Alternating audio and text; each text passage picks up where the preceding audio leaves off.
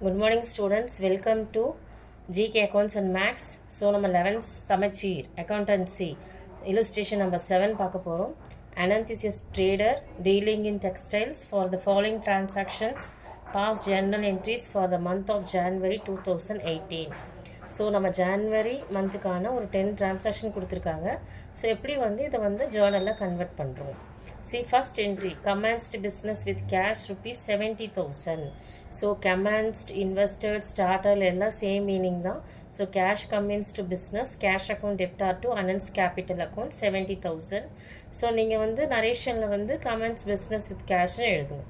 Next, purchased goods from X&Co on credit. So it is a credit purchase. அப்போ credit purchaseனா கேஷ்ன்னு வராது. So யார்கிட்டேருந்து purchase பண்ணியிருக்கோம்? X&Co. So purchase account debtor to X&Co account. How much? 30,000. So நீங்கள் வேறு credit purchases made அப்படின்னு narration எழுதுங்க. Cash deposited into bank. So cash goes out. எங்கே போயிருக்கு? Bank. So bank account debtor to cash account 40,000.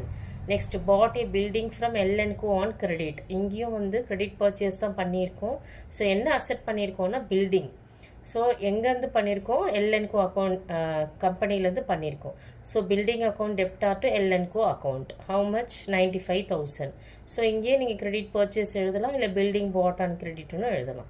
Next C fifth transaction, cash withdrawn from bank for office use. So cash பேங்க்லேருந்து withdrew பண்ணியிருக்கோம். So cash comes in to the business. So cash வந்துட்டதுனால cash account debtor to bank.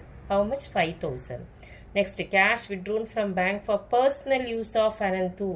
Personal use அப்படினாவே நமக்கு என்னது? drawings. Personal use, domestic use, இந்த மாதிரி நீங்கள் word பார்த்தாலே you should write drawings. அப்போ drawings account debtor to bank account 4,000. Next, 7th, towels given as charities. சேரிட்டிஸ்னால் டொனேஷன் பண்ணுறோம். ஸோ டொனேஷன் தான் என்னுடைய இன்வென்ட்ரி ஸ்டாக் ரெண்டுமே சேம் மீனிங் தான். என்னுடைய ஸ்டாக்கோட வேல்யூ டிக்ரீஸ் ஆகும். ஸோ என்னோடய ஸ்டாக்கோட வேல்யூ டிக்ரீஸ் ஆகுதுனால அதை பர்ச்சேஸ் அக்கௌண்ட்டை அஃபெக்ட் பண்ணுறதுனால charities account debtor to purchase account. So goods given for சேரிட்டிஸே நீங்கள் நரேஷன் எழுதலாம். How much? 3,000.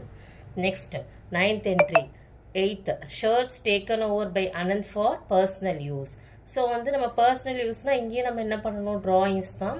ஸோ இங்கே அவர் கேஷ் எடுத்துக்கல, இங்கே என்ன பண்ணியிருக்காரு? ஷர்ட். ஸோ இதுவும் என்னுடைய ஸ்டாக்கோட வேல்யூ என்ன செய்யும்? டிக்ரீஸ் பண்ணும். So drawings account debtor to purchase account. Next 9th entry, sarees distributed as free samples. ஆக்சுவலாக இங்கே சாரீ டிஸ்ட்ரிபியூட் பண்ணுறாங்க. எதுக்காக? ஃப்ரீ. அது எதுக்கு பண்ணுவாங்கன்னா சேல்ஸ் ப்ரொமோஷனுக்காக பண்ணுவாங்க. அப்போ சேல்ஸ் ப்ரொமோஷன் பண்ணும்போது நான் சாரீ டிஸ்ட்ரிபியூட் பண்ணுறேன்னா என்னுடைய இன்வென்ட்ரி ஸ்டாக்கோட வேல்யூ என்ன ஆகுது? டிக்ரீஸ் ஆகிறதுனால. So sales promotion account debtor to purchase account. How much? 3,000. Next goods table cloth used for office use. அப்போ இதுவும் என்னுடைய ஸ்டாக்லேருந்து டேபிள் கிளாத் எடுத்திருக்கேன், ஆஃபீஸ் யூஸ்க்கு தான் எடுத்திருக்கேன், எந்த சேல்ஸ் பண்ணுறதுக்காக நான் எடுக்கலை. ஸோ அப்போ இந்த டேபிள் கிளாத் எடுத்துக்கிறது எனக்கு சேல்ஸ்க்காக இல்லை, ஃபார் ஆஃபீஸ் யூஸ் ஒன்லி. அப்போ இதுவும் என்னுடைய ஸ்டாக்கோட வேல்யூ என்ன ஆகுது? டிக்ரீஸ் பண்ணும். So office expenses account debtor to purchase account. How much? 200. Thank you students.